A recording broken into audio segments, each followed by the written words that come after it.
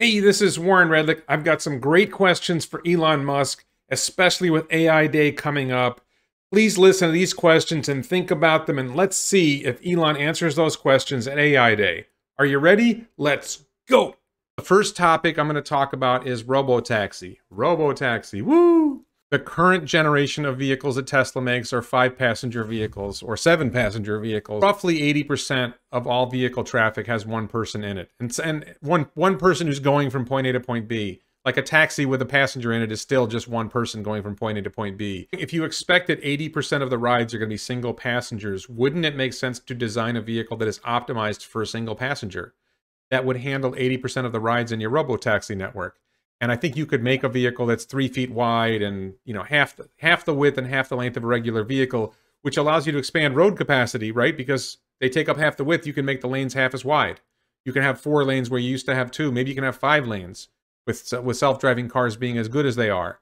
I'm curious to see whether Elon thinks that some kind of single passenger robotaxi is potentially good in the future. It'd be far more efficient. It would need less batteries. If you think right now we're battery constrained, and Tesla can't make enough vehicles because it needs the batteries, well, let's say a standard range Model S is about 50 kilowatt hour pack. If you went down to a single passenger vehicle, it was half the width and half the length and weighed a lot less, maybe you could go to a 20 kilowatt hour pack and you could make 2.5 times as many vehicles. Maybe you could go down to a 10 kilowatt hour pack and you could make 5 times as many vehicles.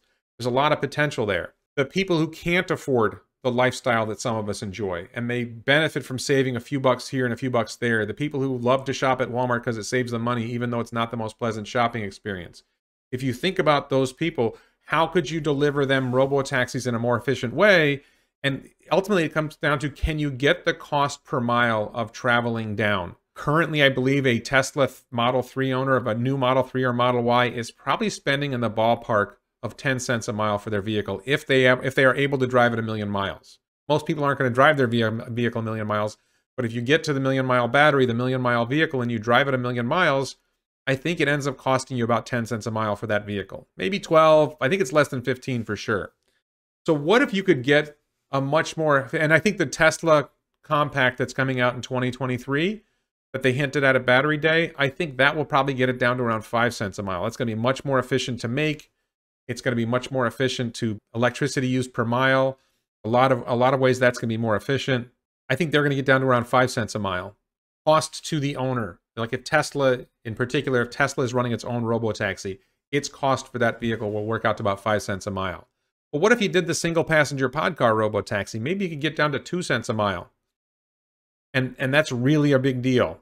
And then the rider is paying 5 cents a mile for the ride, maybe, once you get to a competitive market and there's a saturated market of vehicles. So question I would ask to Elon is, how low could the cost of robotaxis get, both to the owner of the vehicle and to the rider? How low could that be driven down? And then another question, could you make robotaxis more efficient by replacing the windows with metal? In other words, you're making a vehicle out of aluminum, then just make the whole structure with aluminum and you don't bother putting windows in. And then inside the vehicle, you put screens. You put LCD screens, flat panels, that are, very cheap, obviously. Maybe you have one in front, maybe you have them on the sides, maybe it's an immersive experience, maybe. And so then the rider can say, well, I want to see what's outside. The cameras show you what's outside. Or maybe you say, I want to play a virtual reality game while I'm sitting in this vehicle. Or maybe you want to watch a movie and you have these great screens inside and you don't even notice that you're not looking outside. Another question, this is sort of a robo-taxi / future vehicle question. I'm going to talk about future vehicles later, but in the master plan part 2, Elon talked about a future minibus. He had a specific design that increased aerial density. You're removing the driver, doing the doors differently. How many passengers would fit in a prospective Tesla minibus? I think you're going to squeeze 20 passengers in there reasonably comfortably for America, Europe, China. I think for poor countries, you might be able to squeeze 30 or even 40 passengers in there. And then what does that do for the cost per vehicle mile? In other words, what does it cost the owner to run that vehicle per mile? And what does it do to the cost per passenger mile?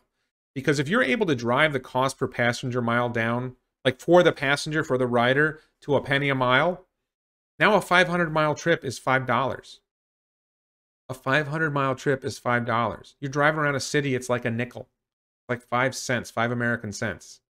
A lot of rides become incredibly inexpensive for a lot of people. And this is really important. You know, I talk a lot about how much money Tesla's going to make, but how much better does it make life for humanity if the cost of travel drops to near zero? And for wealthy people, and I'm not poor, right? My cost of transportation is low compared to my wealth and my income. But what about the person who works at McDonald's?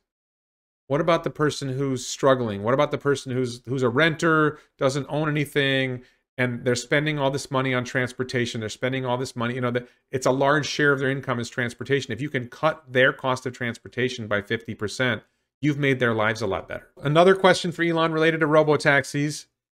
Elon was talking about robotaxis at one point. I think this was on Twitter.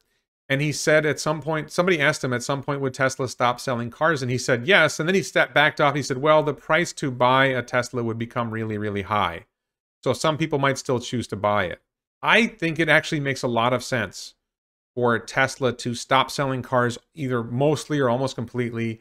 And every vehicle it makes goes into a Tesla-owned robotaxi fleet. So that would be a question. Doesn't it make more sense for Tesla to put cars directly into Tesla's own robotaxi fleet rather than selling them to people? Wouldn't that make more profit for the company? As a shareholder, I care about that. And wouldn't it accelerate the transition to sustainable energy faster? If I buy I'm going to buy a Cybertruck end of this year, early next year. I'm one of the first orders in the first hour. But I think a lot of Tesla buyers buy their car, they drive it 2 hours a day, and then it sits in their garage the rest of the day. If the same car goes out and works as a robotaxi 16 hours a day, it replaces 8 internal combustion engine vehicles. And that is the real goal, is to get as many internal combustion engine vehicles off the road as quickly as possible, not just for CO2. I know a lot of people are big on CO2, but what about particulate emissions? What about efficiency? What about eliminating oil spills because you were consuming less oil? There's so many advantages to this. So what do you think of that? And I would love to hear Elon's take on why you're going to continue selling cars, because I think he sort of moderated that. And I don't know what the rationale is. My take would be, hey, they're going to stop selling cars at some point. If you want to own a Tesla, you better buy it soon, because that window is going to close. And I think it might close. It literally could close in 2022. Probably more like 2023, 2024. Like the 2023 compact that they're going to make, they might never sell that to consumers. Big question. I hear a lot of people ask this. How does the infrastructure work for a robotaxi network? I personally think that the supercharger stations that Tesla is building out are the beginning of a robotaxi infrastructure system. The robotaxis are going to have to charge at some point, either at night or maybe in the middle of the day, they have to charge again. And when they come in for a charge, there's other things that need to be done for the infrastructure of the robotaxi network. Check to make sure the vehicle's clean. Check to see if there's anything wrong with the vehicle. Fix anything that's wrong. Clean it. And you could station staff, you know, and charging, you figure they're going to have robotic charging. I don't think that's going to be an issue. But while the vehicle's charging, somebody walks around the lot and looks in the vehicles and makes sure everything's okay.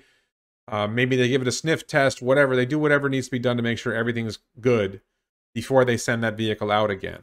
I think that's a big part of the But, you know, how does Elon see the robotaxi infrastructure growing over time? Is it just the supercharger stations? Also, the service centers are going to be a part of that. So as you add robotaxi supercharging stations and service centers, you're expanding the infrastructure for the robotaxi network.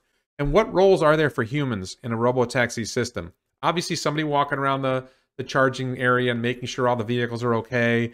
What about remote human oversight? What about that the robotaxi can call home when it encounters a problem it's not sure what to do with yet? This is rare. I think Elon wants it to be that that's not necessary. And there's a bigger question with robotaxis. We're coming to the end of the robotaxi section now. What's the robotaxi future look like, not just for the vehicles, but for humanity? How does Elon see robotaxis influencing our lives? How does it change how we live our lives? And one example of this that strikes me, and I was talking with, I don't know if I was talking with Dr. Know-It-All. I was talking with somebody about this. What about the idea of so-called digital nomads? Which I think the concept of the digital nomad existed before, but what about nomads who just travel from city to city by sleeper robotaxis? Imagine a robotaxi that's configured with a sleeping configuration. And, you know, maybe it's the pod car robotaxi, or maybe it's like the minibus and it's a 10-seater, but the 10 seats convert to beds, right? Or the 20 seats convert to 10 beds. So instead of staying in a hotel, you just go to some city and you hang out in Los Angeles one day and you're on the beach and you're checking things out, and then you're like, okay, time to go to bed. You hop in a sleeper robotaxi and you go to Seattle. And you wake up in Seattle the next morning. And it costs you less to ride the robotaxi to Seattle than it would have cost you to stay in a hotel. Is that a lifestyle that could happen? You know, we have van life, right? Van life is a lifestyle. Could this be a lifestyle that could actually happen? What, you know, maybe the sleeper vehicle, maybe there's like 10 people who are all traveling together and they just go city to city and they go into Mexico and they go down to Latin America and they come back up, or they're traveling wherever. Could any of that make sense? What other ideas does Elon have about how robotaxis influence our future lives? I think that's a big idea. Would love to ask him, tell us more about the 2023 Tesla Compact. I guess that would be a big one. No, I don't think anyone's really asked him that. Maybe they don't want to say, but is it going to be one vehicle? Is it going to be a different type of vehicle on each continent? Is there going to be more than one vehicle on each platform? Is it really a platform? Is the 2023 Compact more about a platform and a design, an overall arching design of single whole frame casting, 48-volt wiring, structural pack, a couple other features none of us have thought of, in different formats? So the same factory makes an SUV on that format, and it makes a hatchback on that format. Maybe it makes a minivan on that format. Who knows? That'd be a good question. He's talked about a minibus. He's talked about a van. I don't remember if he's talked about it, but there's people have talked about an RV. Could they make a minibus, van, and RV on basically the same platform with basically the same shape and the same chassis? I'm picturing Cybertruck width, Cybertruck length, and then you just pop a body on it. And really, it might be the same basic body for minibus, cargo van, work van, and recreational vehicle, or maybe it's a different body. Would that make sense to make a platform like that that serves that many purposes? I think it does. I'd be curious to hear what Elon thinks of that.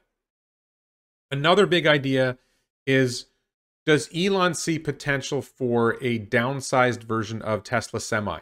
We know Tesla Semi is coming. It's like what's known as a Class 8 work truck. Very, very important for reducing diesel emissions, for making transporting goods less expensive and more environmentally friendly. I don't think the Semi is going to fit in a Boring Company tunnel. I think there's potential for a smaller version of Semi that could come down to like the Ford not 350, but maybe the Ford F650, something like that. Somewhere in the, if you think about the Ford F-150, range, F-150, 250, 350, at some point you get to this vehicle that's bigger than the ordinary pickup truck that people don't generally drive around. And I think it's the Ford 650 that I'm thinking of. Could you bring a Semi down to that level and to the point where it would fit in a Boring Company tunnel? And maybe it's not necessary that it fits in the Boring Company tunnel, but, and then could you make a minibus based on the Semi? Could you make an RV based on the Semi? Or a big pickup based on the Semi? Is any of that possible? Was that viable? Is there a market for that? Would Tesla be interested in making that? Is there enough demand for it? I think that's all interesting stuff. Another Semi-related question. Is the market for Semi in China bigger than the US?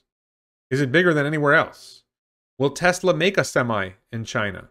I think that's a big question. For people who don't know, the rough market in the United States and Canada together, North American market for Semi, maybe that includes Mexico, maybe not, is about 250,000 vehicles a year that are the Semis that are bought in the United States. What's the market for Semi in China? More than 1 million Semis a year, more than 4 times the size of the North American market. For anybody who thinks that America is the greatest country on earth and we have the biggest economy in the world, China has a bigger economy. Next question about future vehicles, about Cybertruck. What have they learned so far about making Cybertruck in terms of the manufacturing side of it? Is Cybertruck, when they pitched Cybertruck, there was this idea that this folding origami steel thing was going to be easier to manufacture than the right way we manufacture vehicles now. Is the Cybertruck really going to be easier to manufacture? What have they learned about manufacturing Cybertruck in terms of, is it saving weight on the vehicle? Does it make manufacturing process easier? We know we're saving on the paint shop, so that's good. And if the answer is, yeah, it's great, it has these advantages and it really makes sense, or, no, it's not that great, but let's suppose it is a yes. Could the Cybertruck approach be extended to other vehicles? This stainless steel folding thing, would it make sense for the van? Would it ever make sense for an SUV, pickup, SUV or passenger vehicle? Could you do it on a small vehicle level? Could it make sense for a city car? How much could you push that Cybertruck manufacturing approach to make vehicles? I'm curious what Elon thinks the long-term 2030 distribution of batteries will be. How much of it will be nickel based and how much of it will be iron based? If you follow the battery day slide, I think that all of Tesla energy products and all energy products will be using iron phosphate. The advantages of nickel are lighter weight and less volume. Higher energy density, both gravimetric and volumetric. Gravimetric mass, volumetric volume, space that they take up. When you have a vehicle, you don't want your battery to take up too much space and you don't want it to weigh too much. So nickel is an advantage in a vehicle. But they've already gotten good enough at iron phosphate and making vehicles efficient that they're already making vehicles with iron phosphate cells. The China-made Model 3s and I think some Model Ys, I think that a lot of them are using iron phosphate cells, and they're going to get to the point where they can deliver 300 miles of range with an iron phosphate cell. So I think all of energy, which is going to be half of the company, is going to be iron phosphate, and then a lot of the vehicles are going to be iron phosphate, and you might see that 75% of the batteries of that 20 terawatt hours in 2030 will be iron phosphate cells. And maybe 75% of Tesla's batteries will be iron phosphate cells. What other improvements does Elon see for the future of iron phosphate cell production? You know, I think they're going to be making them in the 4680 cell format. I don't think that's a huge improvement. I think tablets is a significant improvement. Can they apply the cathode process, the dry battery cathode process that they're using for nickel? Elon has predicted that they will get nickel-based cells down to around $60 a kilowatt hour, maybe $55 a kilowatt hour. What does Elon think they'll get iron phosphate cells down to? I have in my own mind a ballpark that they will get iron phosphate down to $40 a kilowatt hour. This is at the cell level, not at the pack level. That nickel is going to get down to $60 a kilowatt hour, and I think iron phosphate will get down to $40 a kilowatt hour. But if you look at their slide, iron was significantly less than half the cost of nickel.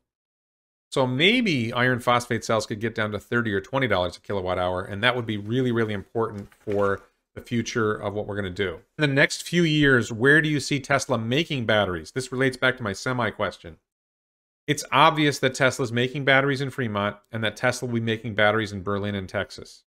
I have not heard that Tesla will make the high nickel batteries in Shanghai. I think they have to make nickel batteries, nickel-based batteries in China. Will they make batteries in Shanghai? But we know there's something going on in Indonesia. Indonesia has a lot of nickel. And there's been talk that Tesla is going to do something more than just buying mined nickel from Indonesia, that they might produce some kind of factory in Indonesia. Now, you could make a vehicle factory in Indonesia. Indonesia is one of the largest countries in the world, large population, and actually it's wealthier than India. Even though India is a large country, one of the first or second largest country in the world, India is really, really poor. There's not a lot of people with enough money to afford to buy a Tesla. Indonesia is actually significantly smaller than India, but the population is proportionally wealthier than India. You know, maybe we're going to see a battery factory in Indonesia. Maybe we're even going to see a vehicle factory in Indonesia. But my question would be, does it make sense to have battery factories that are far from vehicle and storage device factories? And this is important because Elon has said before that they don't want the molecules to move around too much. That if you have to mine the molecule here and then send it there to be made into something and then ship it halfway across the world to make another intermediate stage of the process and then ship it here, the shorter distance you move all the molecules, the more efficient your manufacturing process is. So it'd be interesting to see if, you know, what Elon thinks about the potential for making a battery factory in a country that won't have a vehicle factory, and then you ship the batteries to another country. Moving on to the next topic is full self-driving. What metrics does the Tesla team use to measure how well FSD is doing and how much it has improved? Most of us who follow FSD know about disengagements. Human drivers driving the car, or sitting at the car watching the car drive itself, and at some point the human driver jerks the wheel or hits the brake because sees something that he thinks is dangerous and the car didn't perceive it. And to some extent, we pretty much know, and Elon has even mentioned, that disengagements are a sign that it's not working that well. That's great for now, but it's probably, my guess is they already have internal metrics. They already have other ways they're measuring how FSD is performing. And there's a problem with using disengagements as your only measure. The problem is, at some point, it gets better than human. That's when it gets better than human, as Elon has said, all input is error.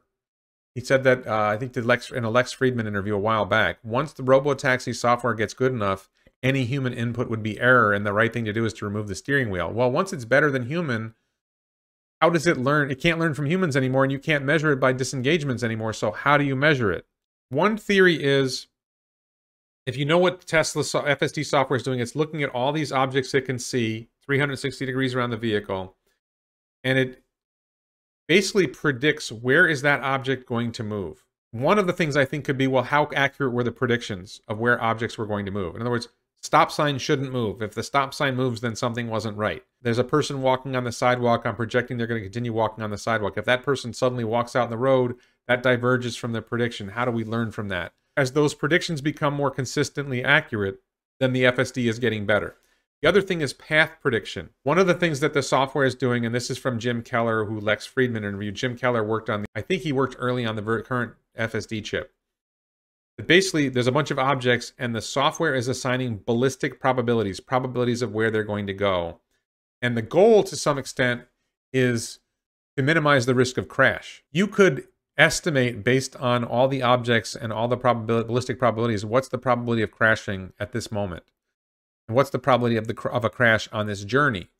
And if you can, or what's the probability of crash per mile? And I could see where the software could be used to determine, have we reduced the probability of crash per mile? Will there be a time when self-driving vehicles communicate with each other? I think that's coming. I don't know if that's an interesting question. I think that's an obvious question, and the answer is yes. When is a good question. When would that happen? What value would it add? That's interesting. I think the question, will they, is probably an obvious yes, but what value would it add? How would it be done? When Elon talks about FSD, one of his goals, and he just said this in the Q4 call, I think, is that FSD should be, by the end of this year, 200 to 300% better than human, which I think means it's half as likely to crash or a third as likely to crash. But when he says that, and whenever I hear people saying it's not as good as a human driver or whatever, well, which human driver? How do you compare FSD to human drivers when not all human drivers are the same? What's the standard that FSD should be measured against? Should it be against the average human driver? Should it be against the average American driver? Average worldwide? I mean, if you measured it against the average Dominican Republic driver, for those who don't know, the Dominican Republic has one of the highest car accident fatality rates in the world. I'm guessing the drivers aren't that good in the Dominican. I think they also have a lot of pedestrians, and pedestrian accidents are more dangerous. Ballpark number, 20% of drivers in America cause 80% of the accidents. Ballpark. I'm not saying that's a hard, fast number, but it's roughly true. The worst drivers cause the most accidents. Question I have is, if you ranked FSD against human drivers, you know, people talk about level 1, level 2, level 3, level 4, level 5. I don't think that's helpful. I think what might be helpful is, let's rank human drivers on a percentile basis. If anybody's taken an SAT or an ACT and a college admissions test in the United States, you'll get a score that says what percentile you were. And what it means is, if you're 97th percentile, it means you scored better than 97% of the people taking the test. If you're 50th percentile, you're in the middle. If you're 99th percentile, you're at the top. If you're first percentile, you probably shouldn't go to college. And if you're a first percentile driver, you probably shouldn't drive a car. But we let first percentile drivers drive. So the question is, where would FSD rank today if you ranked it by percentile among human drivers? And then, what percentile does FSD need to get? First of all, is this a useful concept? Does Elon think it's a useful concept to rank FSD on a percentile level against human drivers? That would be a good question. And then, if we can rank it that way, what percentile does FSD need to get to before it should be allowed to drive? And keep in mind, we let human drivers in the lower percentiles drive. Right? We let 16-year-old boys drive. Anybody ever watched a 16-year-old boy drive? I was a 16-year-old boy. I was a terrible driver. Of course, I was great. But I'm a much better driver now than I was when I was a 16-year-old boy. And in Florida, we let 15-year-old boys drive. Does he think FSD will get better than 99th percentile? And I'm pretty sure the answer to that is yes. Obviously, it will get better than 99th percentile human driver. When does he think it will get to 99th percentile? When does he think it will get to 99.9th percentile? You know, if you think about it in that way, I'm not sure he's thought about it in that way, but I would love to hear his thoughts on that. And if he doesn't think about it, or like thinking about it in terms of percentiles or compared to the human average, or how does Elon think about measuring it or ranking it when he compares it to humans? This is a whimsical topic, but could FSD drive racetracks? Could you have FSD races? We know that Plaid Model S has been tested on the Nürburgring, which is sort of this special track in Germany that is sort of a testing ground for saying how awesome your vehicle is how fast did it lap the Nürburgring. So I believe the Model S is getting, the Plaid Model S may be getting close to 7-minute lap on the Nürburgring. Could they put a Plaid Model S with FSD on the Nürburgring and drive without a human? When could that happen? And you know, how fast could that, does he think that could happen? And how about a Roadster? Could we see FSD driving a Roadster? And then could you imagine like Formula One racing, but with FSD? Would FSD cars pushed to the limits like that start doing things we don't expect? Would they find better ways to drive a car than humans have figured out? I think the answer is probably yes. It probably wouldn't be that extreme, but there might be some surprising things happen. I want to talk about other types of transportation. Elon has specifically referred to ships, boats, and he has referred to airplanes. So speaking about battery electric ships, I actually looked at, I may make a video at some point about trying to do a battery electric container ship. The largest container ship in the world has a 15 million gallon diesel fuel tank. And I was curious, well, how much battery would you need to make the same trip? That's probably crossing the Pacific Ocean with I think it was some ridiculous volume of containers. I don't know, it's 5,000 containers, 10,000 containers. This is the question for Elon isn't battery volume a big problem for this idea? How would you do battery electric ships? We know about structural battery pack. Could you do structural battery hull? Could the hull of the ship be made partly out of batteries, which would save a lot of weight and would save a lot of volume because the hull is there. It's this big hunk of steel, right? That's not useful. Could you convert the hull into batteries? And would that solve the problem? Is that a way of solving, you know, or is it maybe you don't want the batteries that close to salt water? I don't know. Is there something there that would make that work? Is there a way of incorporating solar panels into the ships to help out? So then the other topic that's in other transportation, Elon has been talking about electric VTOL jets. That's an electric vertical takeoff and landing jet, a jet that doesn't need a runway. My question is there really a market for eVTOL jets in an age of Hyperloop? So for those who follow The Boring Company and Hyperloop, Elon has talked about this idea of tunnels that are vacuumed out, and then you're able to get basically supersonic trains or pods or whatever that will transport you at faster than supersonic speeds, faster than current commercial jets. So maybe you're talking about 700 miles an hour and you cross the United States in 3 hours. What I see going forward in the world is short flights that are, let's say, 300-400 miles are probably going to be just as, you're probably going to take just about as much time if you take a robotaxi in a Boring Company tunnel without a Hyperloop. Because the flight problem is you got to get to the airport early. You got to get to the airport. You got to get to the airport early.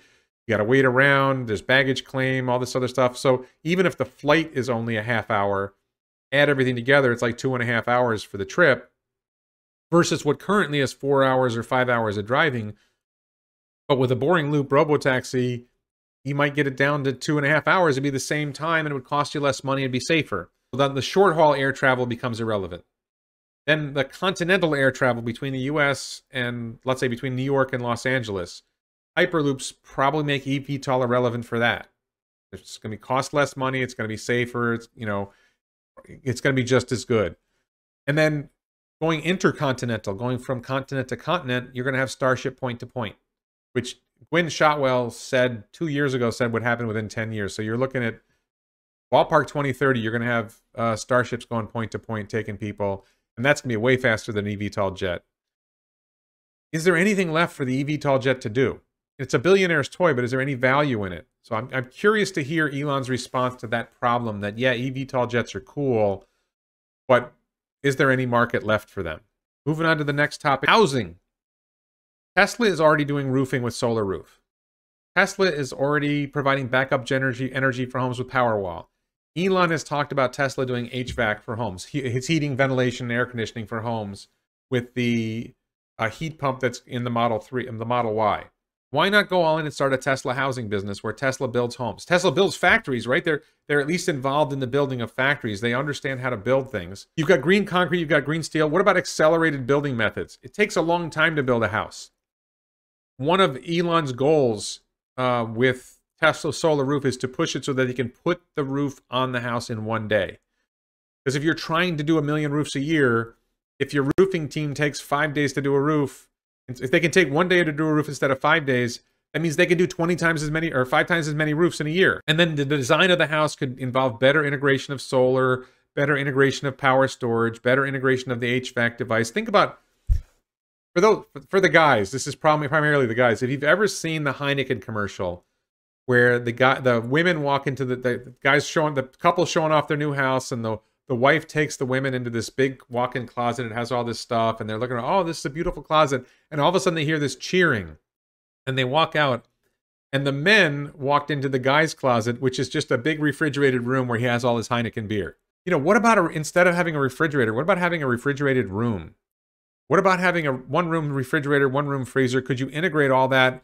You know, the hot water heater, the octavalve, could all that go together to vastly improve the energy efficiency of a home?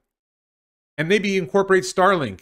Is there some way of incorporating wind power in the home? Could you put a windmill on the home? Are there other things that Tesla would do with building homes that would make them much more efficient? And then could you build neighborhoods with access to boring tunnels?